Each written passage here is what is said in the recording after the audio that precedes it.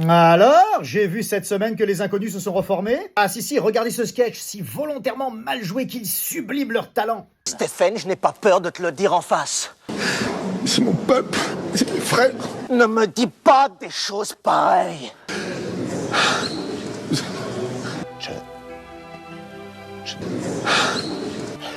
Je ne sais pas. Ah là là, ce Habib, c'est vraiment le meilleur.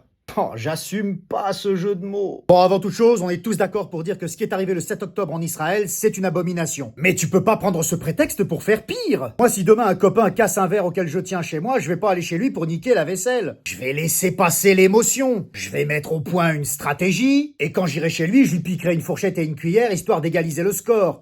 Eh bon, voilà. Le meilleur Habib, il sort de l'assemblée, limite la main sur le front comme ça, en respirant fort.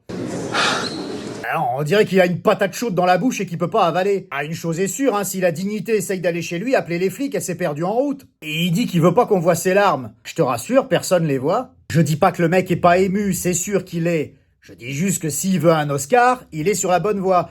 Mais bon, à mon avis, Joachim Phoenix, il peut encore dormir tranquille quelques années, hein. Même mes copains juifs sont gênés par ce mec. Ils l'entendent parler, ils font « Oh, putain !» Ils chouinent alors qu'ils se rendent même pas compte qu'il parle comme s'il jouait dans les mystères de l'amour. Puis alors, en termes de jeu, à côté, José et Nicolas, c'est carrément Jean Dujardin. Meilleur Habib, c'est triste parce qu'il est devenu contre-productif. Le mec fait partie des Républicains, quand même. Donc, techniquement, il a dû appeler à faire barrage au Rassemblement National aux dernières présidentielles. Maintenant, il nie la colonisation de la Palestine par Israël, qui a un gouvernement qui est quand même considéré d'extrême droite. Alors du coup, moi je sais plus à qui il faut faire barrage. On est vraiment dans le sketch des inconnus, hein.